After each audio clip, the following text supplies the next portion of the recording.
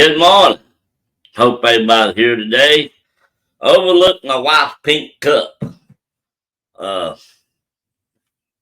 we're going to read Mike Hardy's In Pursuit of the Promised Land book, and we're going to start today, and we're going to start the beginning of it. So let's go.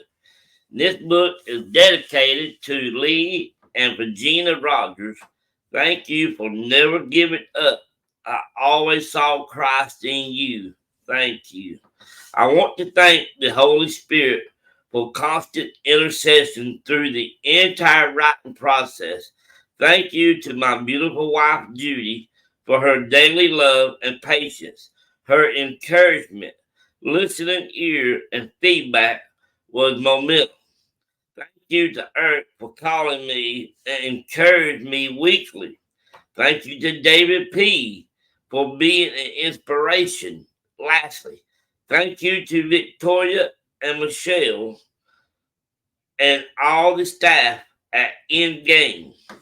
I am so glad I sat at that lunch table the first day of the conference. I have no words this side of heaven to express my gratitude for your patience, guidance, and godliness. Thank you for believing in me and my story. Now, before I get started, I know Mike Hardy. He used to preach on a channel that we did. And Mike Hardy's a great, upstanding man. Very. But he used to be a drug lord. Yes, he used to be a drug lord. Now he's a fine pastor, Christian. Well, he's not pastoring.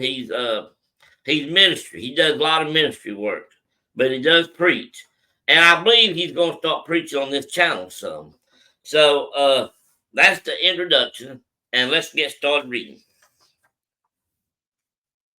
Okay, the first thing we're going to read is number one. It's called Short-Term Gain Equals Long-Term Pain. Day one, maple syrup and burgers. That's what I first remember about that March twilight in 1995. The fragrance of the syrup blended with that greasy air that is emitted from a restaurant exhaust fan. Though it was only March, it was already humid in Miami. The breeze was blowing, but it wasn't much relief. I rolled up the car window and cranked up the AC, but soon switched it back off and rolled the window down again. Neither choice provided much comfort.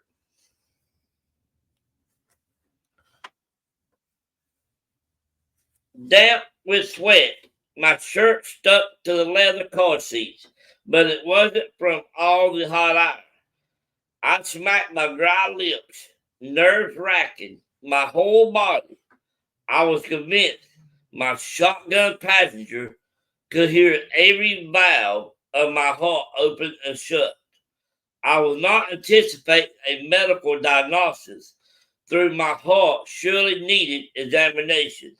The police and DEA were not at the top of my mental list of concerns, either through, even though, either they, either through they should have been. No, I was nervous that I would not receive the package, and Christmas would be spoiled. Christmas in March, and Santa was not bringing the gifts. Please, I muttered, finally verbalizing my stress. Let this guy show up with the package. The last 3 hours have allowed me to see plenty of what Miami had to offer. Strip malls, fast food joints, Cuban coffee shops, peddling liquor, speed, street vendors selling churros, that wonderfully Cuban donut. But I have seen enough. I was like a horse with its blinders securely in place. I was focused only on one thing, getting my package. We have been sitting still in an anchor securely on the seafloor. A darkness and eeriness seemed to be encompassing the car. Of course, this is a byproduct of nervousness and uncertainty. Anyway, we are stationed in my vehicle in the parking lot of a local pancake house. My watch seemed to be working against me. Every fourth or fifth glance revealed only one more minute had gone by. I had a lot right on this transaction.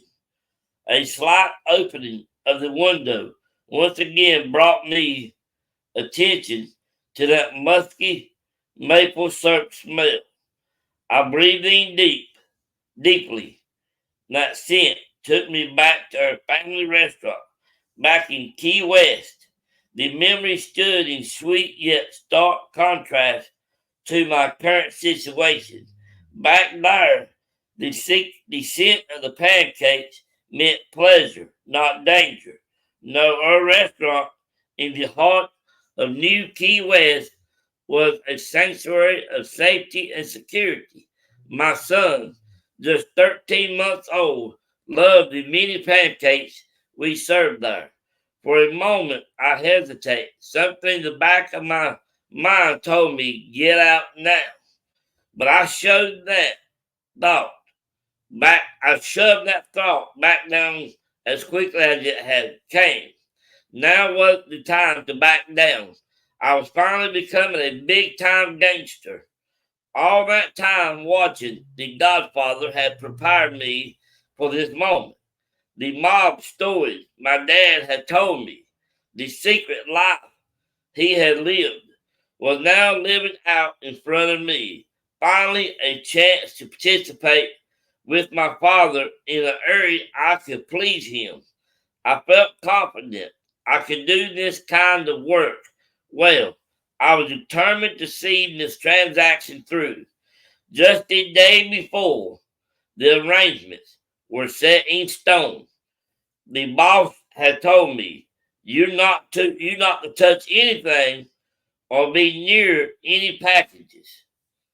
Who was he kidding? I was a gangster. I had it covered. Just 3 hours earlier, I handed over $40,000 in cash. What would have been a year's salary back at that restaurant to a 20-year-old I hardly knew. Now I was expecting the package. It had paid for 2 kilos of cocaine and some anxiety relief. My buddy, I had been waiting 3 hours for a delivery. The delivery location seemed to be an issue. It must have been because we had visited a dozen locations. It was cruel irony that we eventually ended up with this pancake house, which smelled so much like the security of home. Either that or the provision of higher power reminded me of the life I threw away.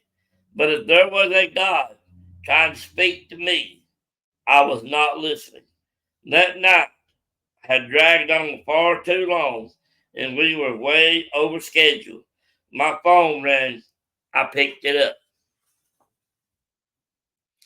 Where's that guy with our package? The boss voice rang out. That was the fifth time he called.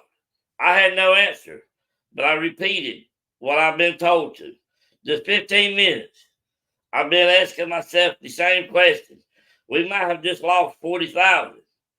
My moment to shine was diminishing. My mind raced, coming up with all kinds of scenarios for how this might play out. How would the package be delivered? With all the movies I've seen, my imagination has failed. At that point, I was imagining an event on par with the best Miami Vice had to offer. The phone rang again. My partner answered. After a moment, he said, flash your lights 3 times. 10 seconds later, there was a knock on the passenger window. My buddy rolled it down, and a backpack passed through, obscuring the delivery man's face from my line of sight. We were at that point of no return now. It was done. And in my mind, there was no retreat. The search smell had vanished, and the safety of the parking lot, the darkness hiding their car, and the bravado of its passengers disappeared like smoke. Adrenaline was now working against me, and the byproduct of adrenaline urine was the malady of the moment. I jumped out of the car, ran behind the dumpster. As luck would have it, I began relieving myself just as the cooks were taking the trash out. Out of habit, I looked at my watch. It was just about the same time we took the trash out back at Key West. The cooks looked at me, mumbled something, and laughed as they walked off. They obviously didn't know. They were laughing at a real tough guy, a kingpin who just passed off a lucrative deal. When I got back into the car, I did my best to demonstrate how prepared I was for that moment. Okay, let's get going. Do the speed limit and no radio. I made the call to the boss. We're on our way home. Call every 30 minutes, my dad's voice replied. Be safe. The option to be safe had gone out the window after 15 minutes ago. The power of self-deception. As I look back now, I find it strange that thoughts of pancakes and fears of failure overcame worry over my family. After all, I was doing it all for my family. But I was overcome with pride and greed. Yeah, I was nervous, but in my heart, my pride had collided with insanity. And in that byproduct was self-deception. And there is no worse deception than self-deception. I've deceived many people over the years, but that most pain captain leads to the abuse of others. I could only see the world through my own feelings, and a life focused on feelings can quickly spiral out of control. Feelings can guide you, sure, but they can't be your map. I haven't yet become a believer, so I didn't understand yet that feelings acted upon without Christ can get you in deep water when the starting point involves no relationship with Christ. It's all downhill from there. The devil is a master of inventing things. Before you know it, up is down and down is up. So there I was, risking my freedom, my family, and maybe even my life. My reputation in Key West was good, but I was about to reveal my true character and assault my reputation with impurities, and yet I was getting pumped up, truly feeling like my value was on the rise. In that not the world we live in, the good seems bad, and the bad seems good. With no firm foundation, no guiding standard, we rely on our own autonomy, and we're quick to justify an unjust behavior. Sin breeds complacency, conformity, and compromise. As I look back, I see God's grace at work. I could have seized that moment of hesitation, an extension of grace. All I had to do was stop for a moment. However, without the infilling of the Holy Spirit, my only moral goal was myself. I was governed by my own law, the law of the flesh, and my flesh was compliancy and conformity for more than consequence, and Christ's self-deception at work time and time again. Why ignore such common sense. Well, that's because that's all I had. My own sense, my own standards, as I have learned. The best that man has to offer is on the best that man has to offer. Rolling the dice. I once knew a guy who always dreamed of putting $1,000,000 on the craps table and rolling the dice. I just one time I told him he was an idiot. Give me the money, and I told him, and I'll make sure you entertain often. But now looking back, I wonder who the idiot really was.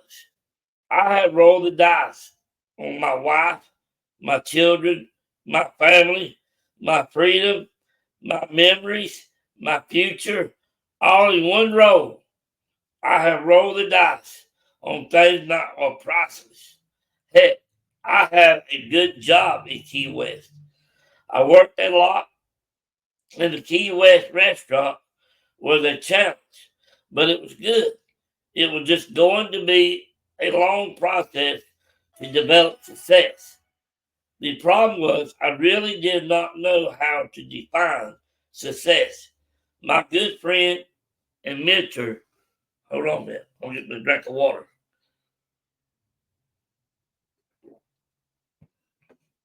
My good friend and mentor, Dwight Brain, says the first success is to define what success means to you. My definition of success was tied to two things, only money and my dad's approval. Our costs at the restaurant were outrageous. It was almost impossible to make any money there without record sales each week. The restaurant became a place of anxiety for me. My contentment and peace were tied to the EBB and flow of the restaurant business and my father's opinion. Even when we won Restaurant of the Year in 1993, beating out nearly 500 other businesses, I still never felt success there. Now I've learned that when your definition of peace is skewed, so is your path to finding it.